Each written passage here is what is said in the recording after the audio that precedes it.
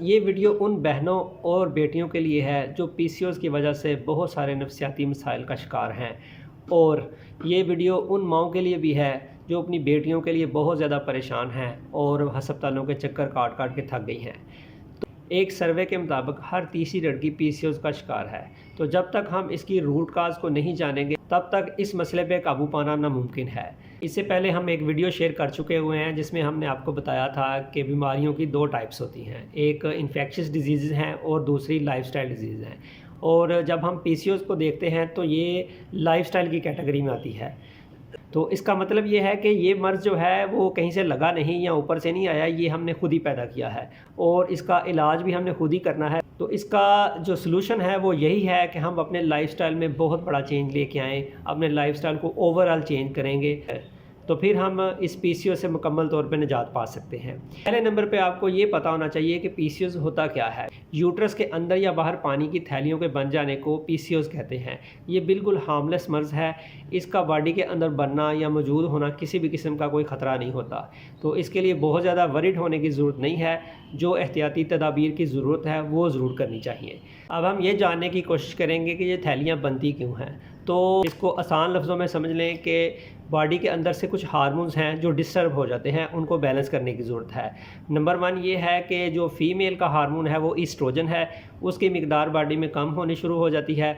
दूसरे नंबर पे जो मेल हार्मोन है, टेस्टोस्टेरोन है या एंड्रोजन है, उसकी ग्रोथ बढ़नी शुरू हो जाती है। तो ये जो हार्मोन्स इम्बैलेंस होते हैं उसकी वजह से ये मर्ज़ बनता है।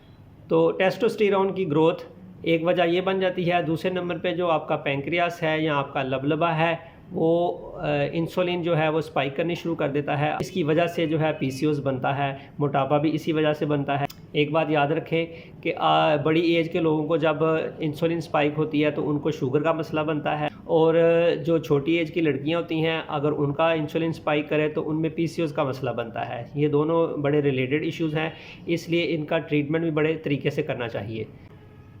जैसे कि आपको पता चल चुका है कि ये जो पीसीओएस है ये एक लाइफस्टाइल डिजीज़ है, तो ये बात याद रखें कि इसका किसी भी दवाई में इलाज नहीं है।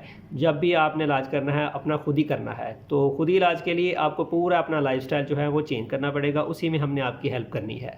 अगर आप समझते हैं कि हर माह जो आप मेडिसिन लेके अपने पीरियड्स को रेगुलर कर रहे हैं वो आपका ट्रीटमेंट है, तो वो इलाज नहीं है, वो जस्ट एक टेम्पररी चीज़ है कि आप आर्टिफिशियल हार्मोन्स ले रहे हैं, कुछ एंटी डायबिटिक मेडिसिन ले रहे हैं जिससे जो है आपके पीरियड्स रेगुलर हो रहे हैं। तो ये आपके पीसीओएस को ठीक नहीं कर रहा। आप जस्ट जो है अपने पीरियड्स को थोड़ा थोड़ा सपोर्ट करके अपने प्रॉब्लम में थोड़ा सा ओवरकम किया हुआ है आपने। आज की वीडियो में हम आपके साथ पीसीओएस से निजात के लिए एक पूरा प्रोग्राम शेयर करेंगे। अगर आप उसको ऑनेस्टली पूरा फॉलो करेंगे तो 3 से 4 माह में आप पीसीओएस से 100% निजात पा सकते हैं। सबसे पहले आपको पीसीओएस की अलामात का जानना बहुत ज़रूरी है कि ये आपको कैसे पता चलेगा कि आपको पीसीओएस है। तो एक तो है कि आप टेस्ट करवाते हैं, अल्ट्रासाउंड करवाते हैं, उससे आपको पता चल जाता है। हर किसी को टेस्ट की भी ज़रूरत नहीं, कुछ सिम्टम्स हैं उनको जानना चाहिए, आपको पता चल जाएगा कि आपको पीसीओएस का मसला है या नहीं है। मेल का मोटापा एप्पल शेप का होता है और फीमेल का मोटापा पीयर शेप में होता है। ये बात आप समझ लें कि जब भी आप किसी मोटे को देखते हैं, किसी मेल मोटे को देखेंगे तो वो जो है उसका पेट बिल्कुल एप्पल की शेप में बड़ा सा हुआ होगा, और जो फीमेल होती है वो पीयर शेप में, उसकी पैरों से लेके ऊपर लेग्स में और बट में जो है मोटापा नज़र आएगा आपको। ये नेचुरल मोटापा है।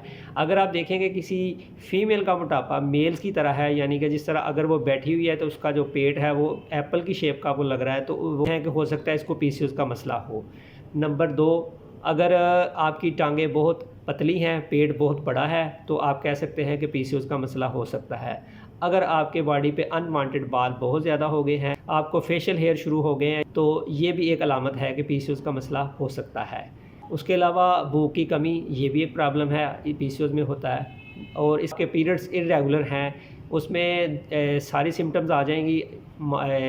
कुछ लोगों में पीरियड्स बहुत ज़्यादा रूटीन में आते हैं, बहुत ज़्यादा ब्लीडिंग होती है, ये भी एक अलामत है। कुछ में पीरियड्स बिल्कुल नहीं आते, ये भी एक अलामत है।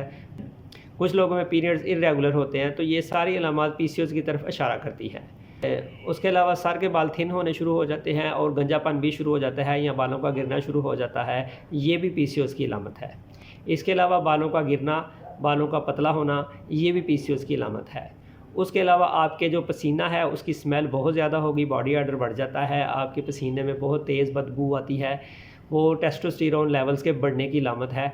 तो ये भी एक सिम्टम है कि आपको पीसीओएस का मसला हो सकता है। व्यूवर्स, ये सारी सिम्टम जो मैंने आपके साथ शेयर की हैं, ये ज़रूरी नहीं कि सारी ही एक आदमी में हो, ये भी पॉसिबल है कि कोई भी अलामत ना हो और पीसीओएस का मसला हो। ये भी हो सकता है कि इसमें चंद एक हो और पीसीओएस का मसला हो।